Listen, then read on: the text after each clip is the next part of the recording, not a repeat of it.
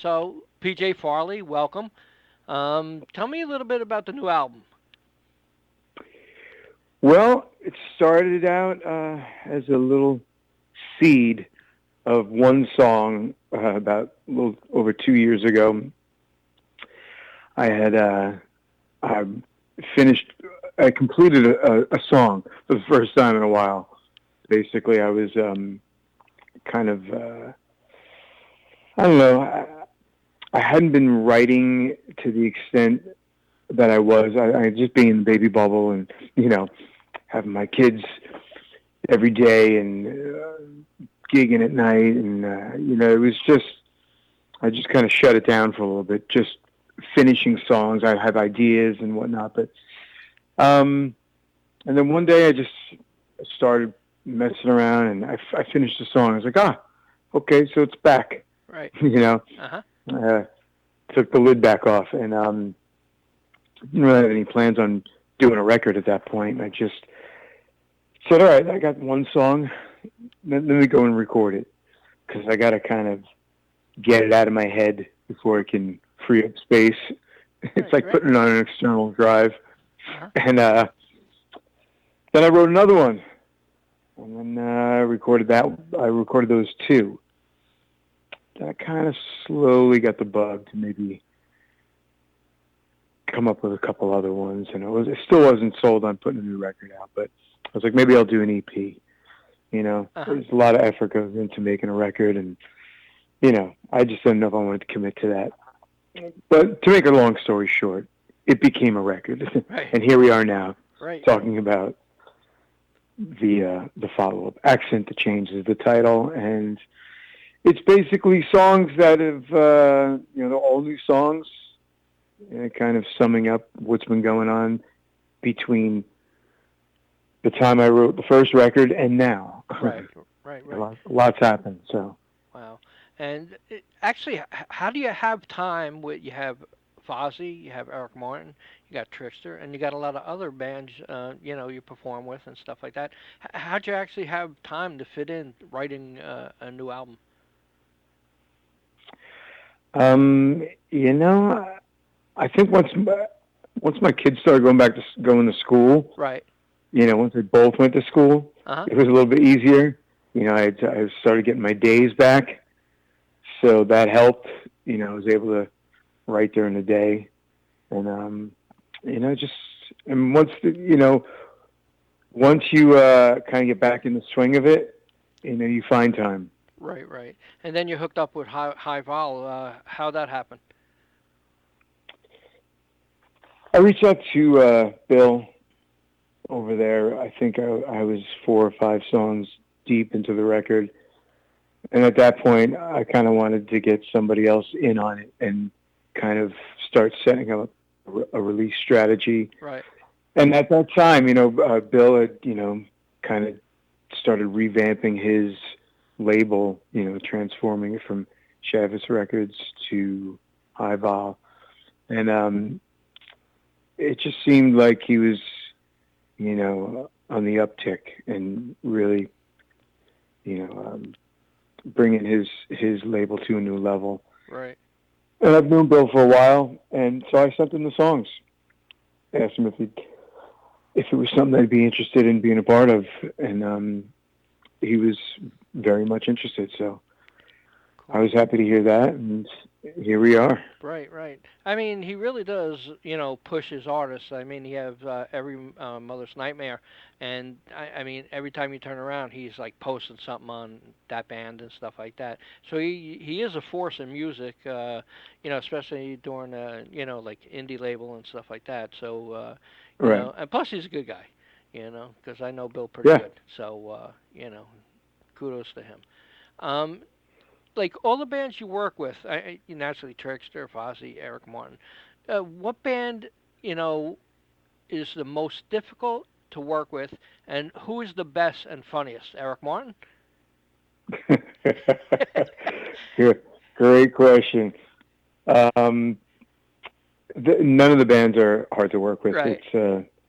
It's uh, it's all you know Uh huh.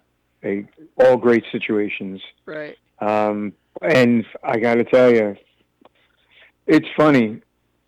Of all the bands I play with, I mean, they're all equally funny. I Right. mean, you have, for one, you take me, Steve, Joey Casada, then you add in Eric Martin, Right. Chris Jericho. Uh I huh. mean, it's the five of us actually have had this text thread going for a couple of years now that consumed all of our lives, and it's so I kind of feel like I'm in a band with all of them anyway, and Right.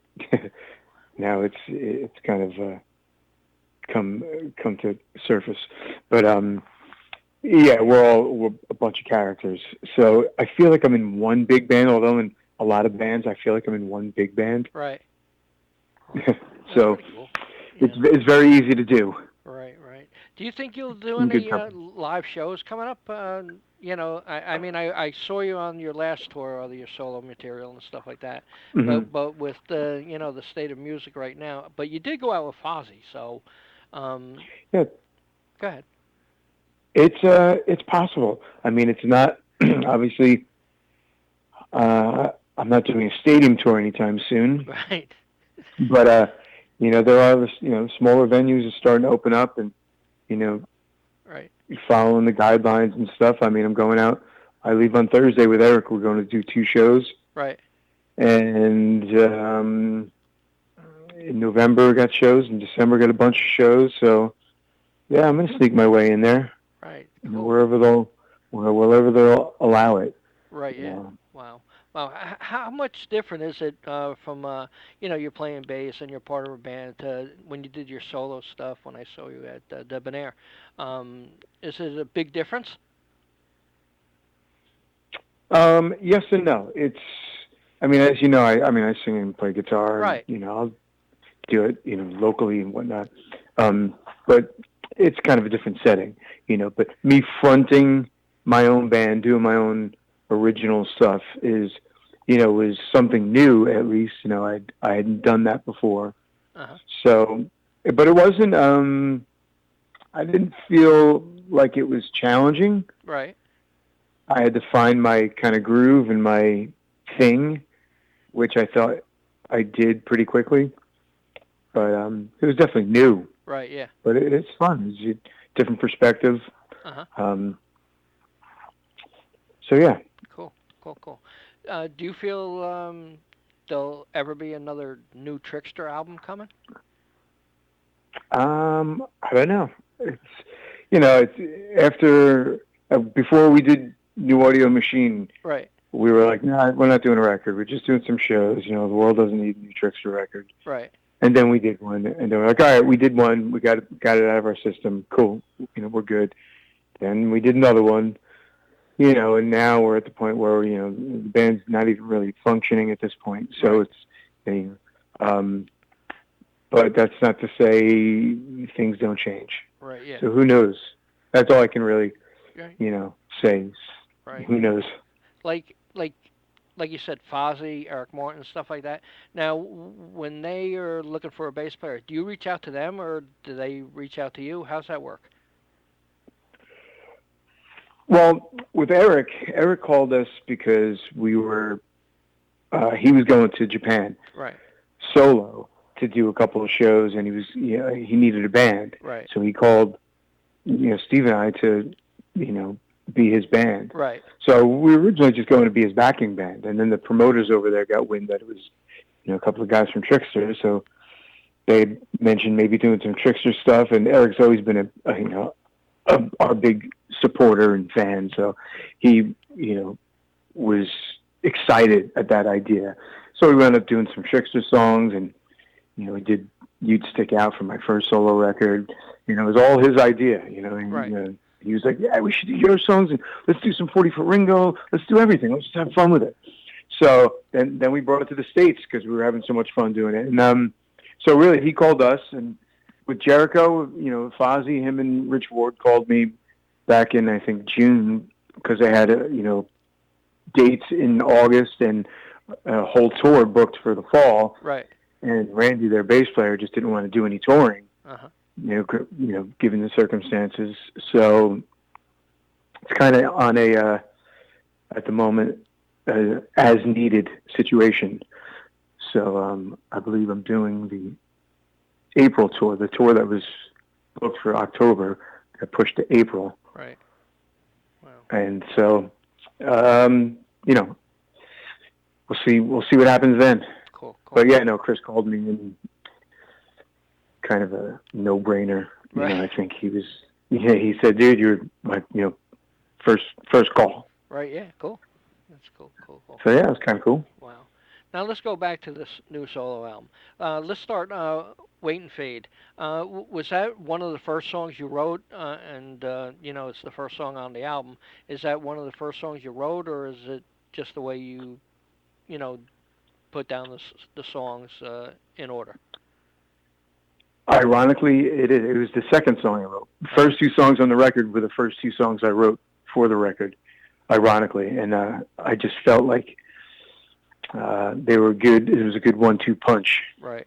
To open the record. Cool. Was there, any of the songs took a while, like difficult to finish? Finish writing or finish writing. recording? Yeah. Yes. No, finish writing.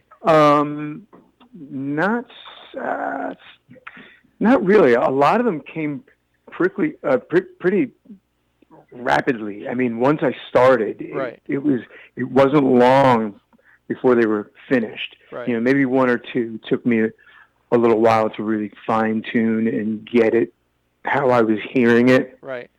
But for the most part, they all came pretty quickly. Cool. And that's the best feeling when you don't have to work too hard on them. Right. Then it's just right. Right. Now all these tracks and stuff. How long did it actually take from start to finish, recording, writing, everything? It's kind of hard to say because, like, I would go.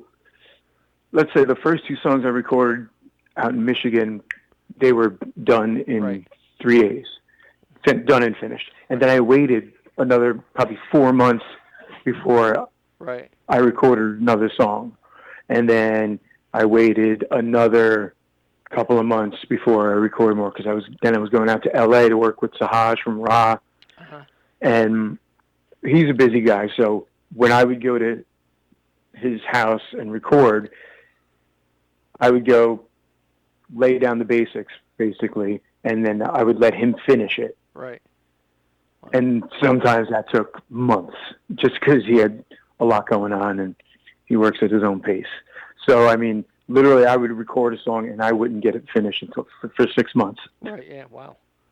Yeah, that's some time, So when you... But then there's, like, in other scenarios, there's a song, stuff where I recorded and it was done pretty much days later. Right.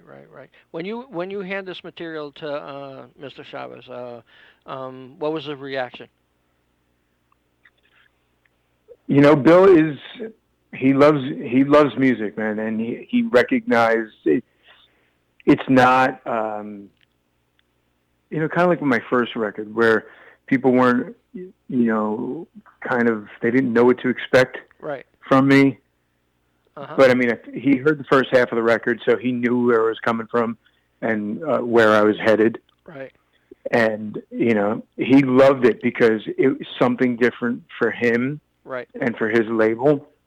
And kind of the whole reason he got involved with it was to kind of add a new branch to his tree, so to speak. Right. And, so he was really excited about that. Cool. Grew another dimension to it. Right.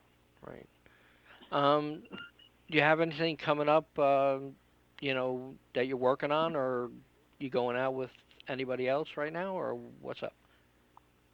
Well, I leave this weekend with Eric to do a couple shows. Then I'm home for a bit, and I don't think... I'm not sure. I got to check my schedule, man. I don't know. I got some Fozzy stuff coming up in October, and then more Eric stuff in November and December. I'm probably going to do some stuff for the solo record, whether it be acoustic stuff or, if I can manage to get a full band gig somewhere, I'm definitely going to be doing shows for it. The record comes out on Friday. The video is going to premiere this week, and we'll see what happens. Great. Tell me, like when you went out with Fozzy just recently, what was the feeling like with so many bands not playing? What kind of audience did you have, and what was that feeling being back on stage? Yeah, it was kind of unusual because it was like a glimpse into life before the shutdown. Because, you know, us here in Jersey, we shut it the hell down. Right. Yeah. Lockdown. So, for 5 months, I hadn't been anywhere. And then next thing I go from not going anywhere to getting on a tour bus and, going back into, middle America and dining indoors, going to a gym, playing music, indoor venues. If I'd gotten off the bus and forgot my mask, I could still go into a truck stop in some places. Right. It was, which I didn't do. I always went back and got the mask. I did what I call the 2020 move, when you walk out of your car and you start walking into wherever you're going to go, and you throw your hands up in the air and turn around, go back to your car, get the mask. Yep. To the 2020 shuffle. Yeah. But the shows were great. It was, we did a couple of the indoor places we did were sold at half capacity, and followed the guidelines. We were out in South Dakota and North Dakota and Iowa and stuff, and back in August, those areas hadn't really been, flared up as of then. So they were on watch, but they weren't so strict. Right. Wow. I did Sturgis with them too. Wow. Cool. Yeah, I know about the mask. I forget it all the time, and I have to go run back to the car. So. Yeah, it's funny. It's nothing new. The 2020 shuffle. Yep. Well, congratulations on the new album. It comes out, you said, Friday? Yep. Wow. Would you like to say anything to the fans in conclusion? Well, anyone listening to this right now, I can't thank you enough for listening, first of all, and appreciate all the good vibes and the support, and all through, even with my first record, it got such a nice response. Being that it was a different kind of record that people would kind of expect from me. So it was nice. I didn't give them the typical, rock record that maybe they were thinking I was going to drop. Right. And it was still welcomed. So. Cool. Congratulations, man. I appreciate it. Thank you, man. I appreciate it. Talk to you later. Okay, bud. Thanks, bye. Bye-bye. Bye-bye.